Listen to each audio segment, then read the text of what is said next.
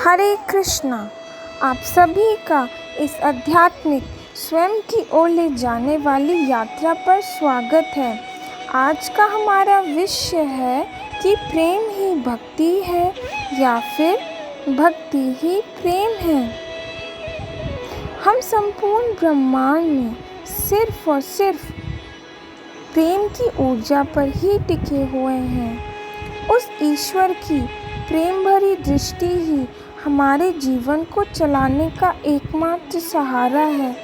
पर क्या कभी आपने सोचा है कि रोज़ सूर्य की किरणें और बारिश इस धरती पर ना गिरे तो भोजन कहाँ से उगेगा?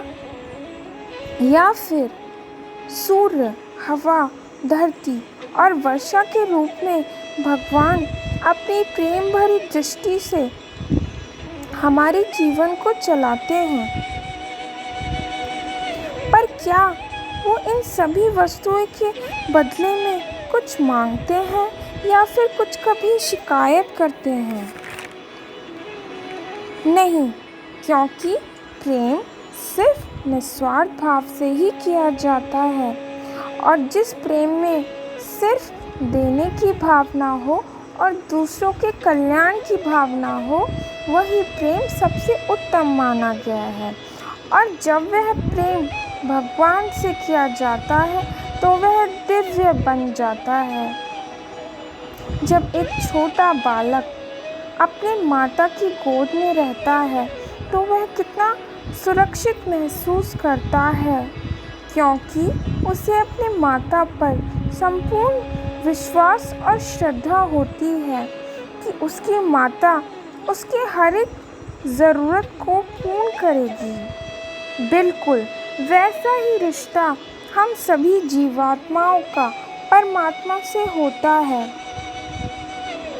इसलिए भगवान कृष्ण, अल्लाह, गुरु नानक जी और जीसस क्राइस्ट ही हमारे असली पिता हैं। पर अगर वह बालक अपनी माता को भूल जाए तो उसके लिए जीवन यापन करना कितना मुश्किल हो जाएगा। इसलिए वैसी ही स्थिति हम सभी जीवात्माओं की होती है जो विभिन्न शरीरों में वास करती हैं और सिर्फ भगवान की प्रेम भरी कृपा पर ही टिकी होती हैं। जब हम अपने परम पिता परमात्मा को भूल जाते हैं तो जीवन यापन करना बहुत ही कठिन हो जाता है। रोज़ की मुश्किलें, दिक्कतें जीवन यापन करने की परम दुखदाई प्रतीत होती है। इसीलिए हमें अपने रिश्ते को पुनः स्थापित करना चाहिए, क्योंकि जिससे हमारा जीवन सुखमय और शांतिपूर्ण व्यतीत हो। क्योंकि विभिन्न जीवात्माओं के परम पिता सिर्फ भगवान हैं और उनके साथ स्थापित इस रिश्ते को मजबूत करना ही हमारे जीवन का